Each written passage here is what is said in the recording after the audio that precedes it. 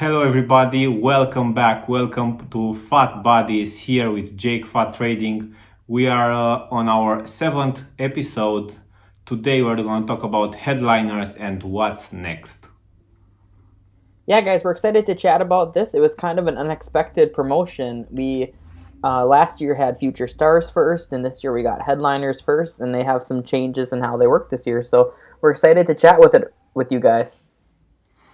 So 2 weeks of promo, we hope, because we've got team 1 of the headliners last Friday, and we hope we'll get team 2, right? And let's say some players we kind of predicted last show. hmm Some players are missing, but probably will be in for the second team. How do you think this will happen, Jake?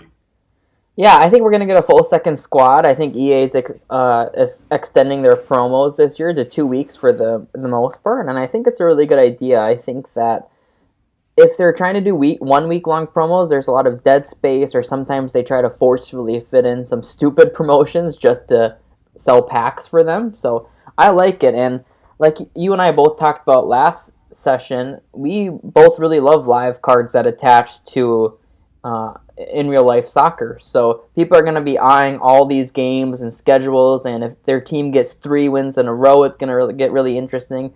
If these players have a good performance, it's going to get really interesting. So I'm a fan of the 2 week long duration. I know a lot of people debate about that, but I really like it. And there's going to be so many live cards in FUT this year with the headliners, with Road to the Final, with ones to watches, that I think they're doing really good and better than ever tying this in with real life football. What do you think? Yeah, I really love this promo, and for the fans from Europe, I love the players connected to football. And yeah, no, the selection of the players is great. Actually, I have some favorite players in this team. Who are they? So first of all, I played a lot of games with Semedo Oh, from yeah. Barca, so Yep. he's in. Also, I have in my team currently Varane, so he's great. Yep. I've played a lot of games with Inform Saul, which has a headliner, and he's a great player in real life. I really like that Neymar card because always hype around the Neymar. Of course, that Nainggolan card, who's like Yep. a Team Gullit player. hmm All the cards are great. All the cards are great. Yeah, I thought their selection was like pretty much perfect. I think Moreno is the only one that is kind of lackluster, of course, just because no one's really going to look to use him in the team. He's more of like an SBC fodder approach. Even Alberto is getting decent with his upgrades now. But other than that, they're all really interesting. Sansone, League One has a lack of center mids and box to box center mids, so he looks good. Adama was a great SBC. So yeah, I'm a huge fan, and a lot of these cards were already previously buffed, so this was just one extra on top of that, right? Like all these guys had special cards already, so they got buffed even more. Yeah, and for the people watching or listening, just so you know, guys, if their team wins 4 games in a hmm row in the season, only in the league, Yep. they will get a +1 upgrade, and their card will be so +2 on their next inform upgrade. So Yep. that's good to see. And also, I can't wait for the second batch of players. I'm still thinking of some players who are missing hmm first from the first part. So excited also for that. And also we've got quite a lot of SBCs. SBCs, Jake. What do you think about this SBC? I can enumerate them. So we got today Leroy Sané hmm from City. We got yesterday Diego Costa. Yep. We've got flashback Lala, exactly what we talked about last episode. We've got Traore, who was like, so he was a great SBC. We predicted it, but he Yep. also had a great game during the weekend against, I don't know against who they played, but he had 2 assists. So maybe he will start getting the upgrade very soon. Yeah, I'm a big fan of these SBCs. I think that they've been priced really accordingly, even if they're pretty much, priced high. I think they're fair value. I think that Sane is worth around 500k, 600k is a little bit on the expensive side to me, especially since those cards, him and Hazard now last iteration of FUT. They have no expiration, so I would have liked to see that Sane a little bit maybe either more buffed even because he's an end game player according to EA. It seems like 'cause he has no expiration. Kind of Mm-hmm. like that Hazard. I can see people grinding to him for a long time because he is truly end game. Will be one of Hazard's best cards, so I like that. But Sane's a little overpriced in my opinion. Adama was priced super fairly. His Scream card, which has worse stats, was that price around that price tradable on the market. But this one has a chance of getting upgraded, and in fact, with winter upgrades, he should see one instantly to an 86. So you can plan on that. And then Costa, I thought they buffed him pretty much as they could. He still isn't really meta this year with crossing not being a factor, but what do you do? They can't give him a card that he never had in FUT. They could have given him a little bit better agility and things like that, but they priced him really fairly. I think they know he isn't meta, so he was priced so cheap for that reason. So I think they're doing a really, really good job with this promotion overall, and maybe they're listening to us a little bit, maybe not. Hard to tell, but I think they're doing a good job. What about you? So I had two ideas for EA regarding SBCs. One idea was give people the players they want.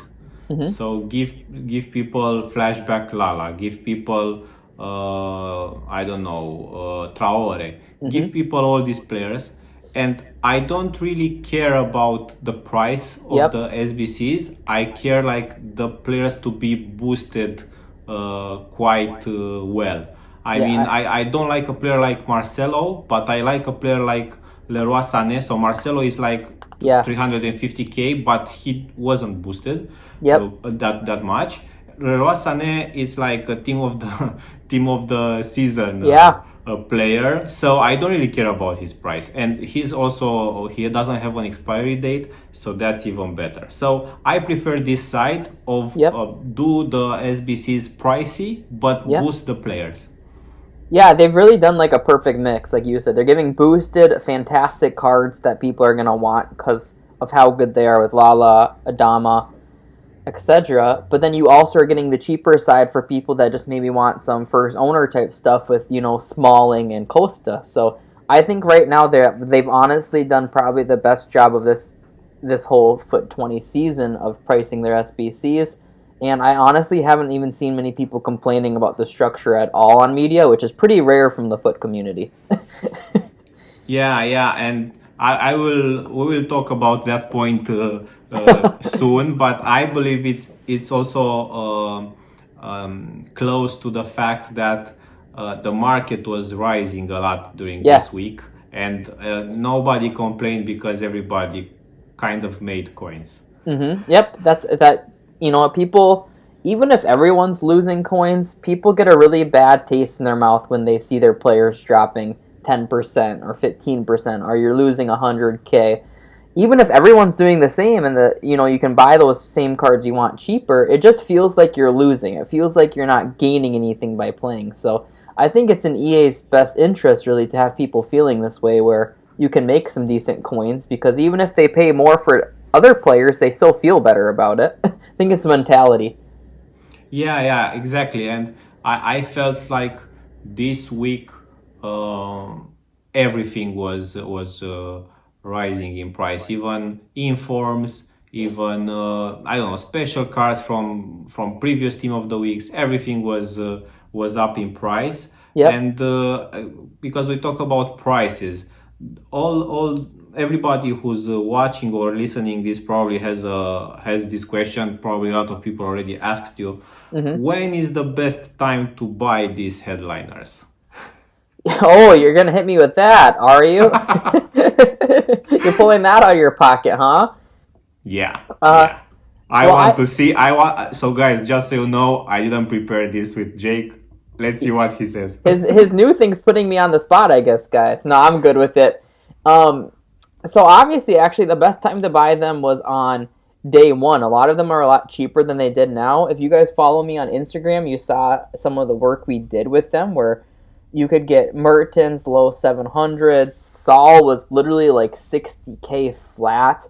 Some of them dropped way too cheap originally, and what happened was the lightning rounds didn't sell out. So when people tend to buy is when, second or third lightning round, but they weren't selling out. So basically the most supply was during the first hour, and then they got super duper rare. And because there hasn't been many SBCs for tradable cards this week, the headliners in general right now are really rare. So if they take a dip here at Thursday rewards, I think it will be a good time to buy. But because people also get a coin influx, I don't think some of the top tier ones will drop. So, for example, I think you'll see a card like Alberto or Saul, maybe even Vardy, drop at rewards on Thursday because they're going to get packed a little bit more. Mm-hmm. They're not as necessarily in demand, so I think you'll see them drop on Thursday. But a card like Semedo or Walker, um, I don't think, and even maybe Mertens, I don't think you'll see those cards drop because I think that supply and demand will about equal out. So it could be a good time to buy the lesser rater cards on Thursday morning, but for those mid tier ones that are like 300K to 800K, I really don't see you're gonna. I don't think you're gonna see a dramatic fall in price because they're in demand. Yeah, just to agree with you here. I remember in the first hour a couple of prices from PlayStation. So Semedo was almost 350K, maybe Mm-hmm. even less, maybe 330K for some sniping if you got on him. Yep, And Nainggolan, I remember I wanted to buy Nainggolan for something like 430K, yep, 440K, he and was there. I said maybe he's quite expensive, but he was like a good price. I could have feel it that Nainggolan with all these stats, all his stats, that was a good price, and now he's like 100K more. Exactly, and Lewandowski was also 675K, if not lower. I think you could get him at 650, just for a small period of time, and he went all the way up to like 850 the next couple days. So there was massive profit to be made there, and you just had to kind of take in the market analytics of people having buying power. They're live cards, they want them, and then they weren't supplied that much. That's what it really came down to. There was more demand than supply, so they all rose over that next day. Yeah, true, true. And also this week we had a quite okay team of the week. We've got Mm-hmm. that record breaker Aguero, Mahrez. We predicted Rashford. I remember we talked about Bruno Fernandes, Handanovic. I guess Mm-hmm. at the point where we publish this episode, their prices will be high enough not to invest in them. But Mm-hmm. there were some good buys during the weekend for these cards. Yeah, guys, we kind of mentioned this actually last episode, which is good. But Saturday and Sunday are the days to buy these team of the weeks. In this case, even some of them were cheapest on Friday because that initial lightning round set was by far the heaviest supply of cards. Just like the headliners, the team of the week got supplied the most during that Friday. So you could get Rashford, for example, on PS around 180K on Friday, but now he's closer to 200, 205K. Marez went down to 120K on PS. Those are just a couple examples where they dipped pretty low from supply. And then all of these SBC fodder informs aren't really investable at this point because they're getting used so much with Sane out, with Hazard Moments out. Now it's creating more of stable prices for them where it's going to be really hard to mass invest in the informs because they're needed so much right now. Yeah, yeah, and also one thing I remember from last week before we go further is the marquee matchup prediction which you did, Yep. and I believe you matched 3 out of 3, right? Yep, we did good. We hit 3 for 3. Yeah, so of course I think they didn't require more than one player from Mm-hmm. each team, but if you bought like for this card, that was still a good buy and a good return for, let's say, low budget investments. Yeah, exactly. And with marquee matchups, we'll give them again this week because people really like that. But it's the same case every time. EA can kind of control how much you can profit off them because they could ask for just one player from either team. They could ask for one player from each team. They could ask for two. It just they have the ability to totally customize how much it will cost and the demand of the SBCs. So, I have a question here for you. mm-hmm. Another one from the hat. Mm-hmm. What do you think? Do you think EA can see how many players from certain teams people have stocked in their club and figure out what the requirements to be, or they don't do it based on that? I don't think they do it based on that, to be honest. I think that they do they do it based off how much they want people to pay. So if you remember earlier this year, there was a UCL SBC that required two Bayern players, but because Mm-hmm. Bayern has so many top tier cards that people use, and then just SBC fodder cards, say like 83 pluses, there's really only two players from Bayern, and Barcelona's another team like this, that are under like a K and a half or 2K consistently. So what Mm-hmm. happened was all Bayern players went to nearly 8K plus because there's very narrow options you could use. And I know they purposely did that because anyone with a brain could do it. So there's probably a foot economist over there that Yeah. said, let's Hello, make hello, Jamie. If you're listening, we say hello to you. exactly. So they said, let's make them pay up for this one. So people were paying, 25, 30, 40K to complete that single matchup. And they did it because people will always do those SBCs, especially early in the year. And they don't even care. I don't even think they attribute the cost. So they're just like, oh, I'm going to do that. I want my chance of packing something. Yeah. So they have total control over that. It's the same with a few teams, but it's Barcelona, Real Madrid, Bayern, um, and a couple others that just, they're too pricey. Manchester City, they have too many good players that are too pricey. So if they require two or one from the team, they're going to go up. Yeah, yeah. This we need to keep an eye close when marquee matchups are requiring like players from these high-rated teams. Hmm. Going further for the segment of learning something every week, what do you have prepared for us today? I actually had a couple of things noted, and I've kind of covered one a little bit already, so I'll skip it. But I'm going to go to, for trading, I'm going to go on keeping an eye on pro events and what's going on in the pro scene. So first things first is if there's a pro tournament on and you can catch it, watch it and see what players they're using because you can get a feel on what teams they're going to use, what players they enjoy, what players are going to rise. And then not only that, but for example, this weekend it is pro qualifiers weekend, and that doesn't happen consistently. And they have an 86 squad team rating that they need to use. So I think this week at Thursday Rewards, a lot of lower tier meta players are going to do really well. A lot of lower rated meta players. So for me, a couple cards that I think about are like Road to the Final Militao. Veron, I think, will do super duper well because he's out of packs from his headliner and he's low rated but super meta. Semedo, and then Mendy gold card. And again, Semedo's out of packs. So he's already up, I think. I advised him at like 6.7 KPS. And I'll check What's his price now? Because I have like 40 of them, and Yeah, I'm going to don't check know. right now. I'm going to check right now. I don't even know, but I almost can guarantee his price is up. But let's check what it is. It's 8.1K about on PS. So he's up Ah, almost a K and a half, which is a huge ROI on that budget. But he's gonna go higher for sure on Thursday, in my opinion, because again the pros are gonna eat him up, and people don't consider that you may only know a few pros, and the tournaments might not be very big, but there are a lot of people trying to become professional FIFA players. So when you're talking a pro qualifier weekend, you're talking probably in the thousands of players with that team rating aiming to do it. So you're going to see them using the similar teams that La Liga backline, is super popular.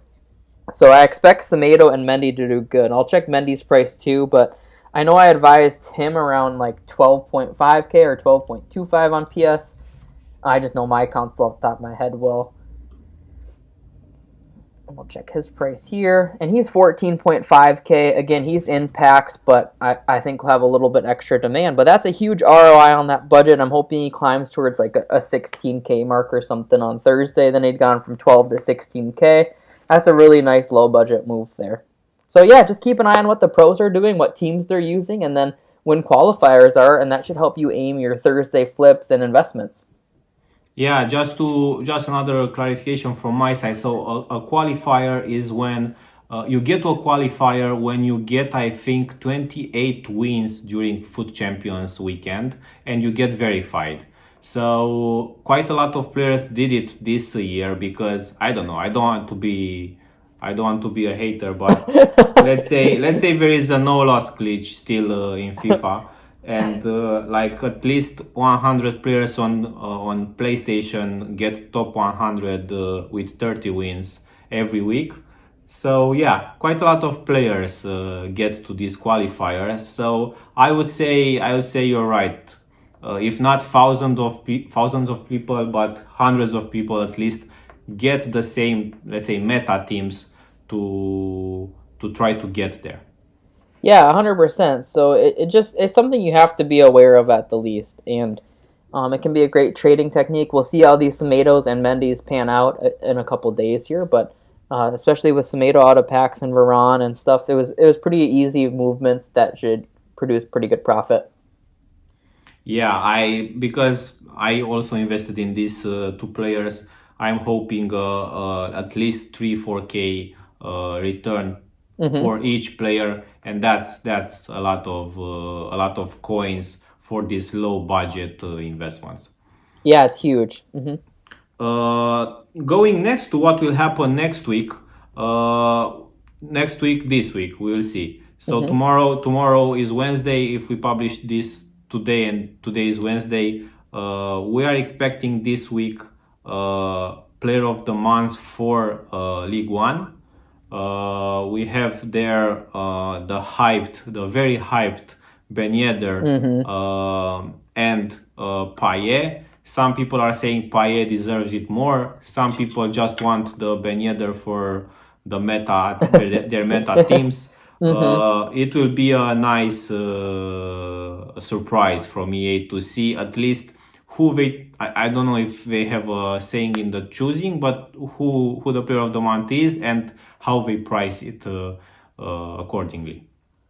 Yeah, I mean, that 86 Ben Yedder is just flying. He's used by so many people. There are a lot of pros that really like that card too, because he's kind of on that lower rated side we talked about, the 86 and 85 in form. So it'll be interesting because, yeah, it's all about how they price him, because that 86 is just flown in price. Everyone uses him, everyone wants him, so I think they can realistically ask for 400 or 500k from that player of the month SBC if it comes, and people will pay it. It's one of those cards. I think like Mendy foot miss and Sissoko foot miss. I think it's one of those cards where it's just like if you like him, you'll do it.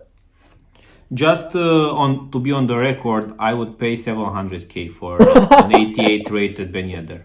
And I think you are the majority. I think a lot of people will say, "Yeah, I'll do it." Pretty much, no matter what. I don't want EA to get away with that and take it out of context, but I think people are gonna do it if it comes. So guys, get ready to to Be empty broke. your pockets Yeah. of coins when if he gets out, because Yep. he had a lot of chances, I believe, in November, and it didn't happen. So let's see what happens this time. And I know we have some nice contenders also for team of the week. Let me see. I from my memory, I remember Adama Traore, because he's a headliner, did very well. Immobile from Lazio Yep. also played nice. We will see who EA chooses between Virgil van Dijk because he scored the first goal against United, or Yep. And Alisson Allison. because he gave that great pass. Yep. Some people were talking about Mbappe because he scored some goals. I don't know if he has I a don't think chance. that's likely to me. Yeah, yeah. Um, Rebic should get in. He had a couple goals, and Reb Rebic, people. yeah, yeah. Yeah, he had a couple goals, and people are really interested in that one because there is an Orsic leaked objective. We don't know for sure if it's coming, but it was leaked as coming, and they've been spot on so far. So if Rebic gets an inform, it might be nice for that objective because they're both Croatian, and even his gold card may do pretty well. And I remember also Casemiro. He had two goals against 2 goals or 2 assists against Sevilla this weekend, and probably he will be in. Yeah, and then we have the big one. I think you forgot to mention Holland. Haaland. You know what? Why I didn't mention him? I believe he can get also a team of the week and a headliner card. Yeah, I think that would be insane if they actually choose to do both because he'd be so buffed at that point. But it's I mean, he's due for team of the week. That was obviously the best possible performance he could have done, pretty much, Yeah, with yeah. 3 goals coming on as a sub. And people are really hyped about him just because he switched teams. He's got the new card in FUT already. So, and to be honest, there's a pretty severe lack of strikers still in the Bundesliga. So I think people will use that card. Yeah, Dortmund for great links. He has 88 finishing on his 84 rated card. Yeah. He has 88 pace, and Yep. he has a lot of strength and aggression. So okay, he doesn't have a great weak foot, but for a striker, I believe that's enough if you have Dortmund badge on your chest. Yeah, agreed. Yeah, so let's say quite hyped about what will happen next, especially with this Player of the Month for League One, but also with Headliners Part Two. We have, let's say, some leaks for on Twitter for, let's say, Objective and quite other headliner SBCs. I'm not sure if to trust them or not. I hope they are not real because I don't really like those players except Orsic. But yeah, can't wait to see how this will go next. And because we have daily, let's say daily content from EA, I feel we are in a good FIFA game this year. At least we have content. And we have something to be surprised with every day. Yeah, content-wise, it's been a really good time period here, I think, between Team of the Year and Headliners. So they're doing a good job right now, and then Future Stars should be next. So a lot of people are staying on the game, and it's getting pretty deep into the cycle now. So I think they're doing a really good job integrating some new cards. Going, let's say, to the end of the show. What do you think? Do we get some questions from Yeah. Instagram? Yep, I had a few that were noted. So we have kind of beaten around the bush and mentioned a couple, but they just said, who do you think will be in the second headliner team? Wow. I was thinking Timo Werner. Last show I was mentioning him, but he got Player of the Month for Bundesliga, and I think he will get also some winter upgrade. And I don't think EA wants to have a Team of the Season card so early in the game. Yeah. Yep. So I'm not sure about him. He would deserve it because he's scoring. He scored 2 goals after we talked, so he has a lot of goals. I believe someone from Liverpool from the midfield would be nice. A lot of hype, a lot around Liverpool, and a lot of players would want that player in their team.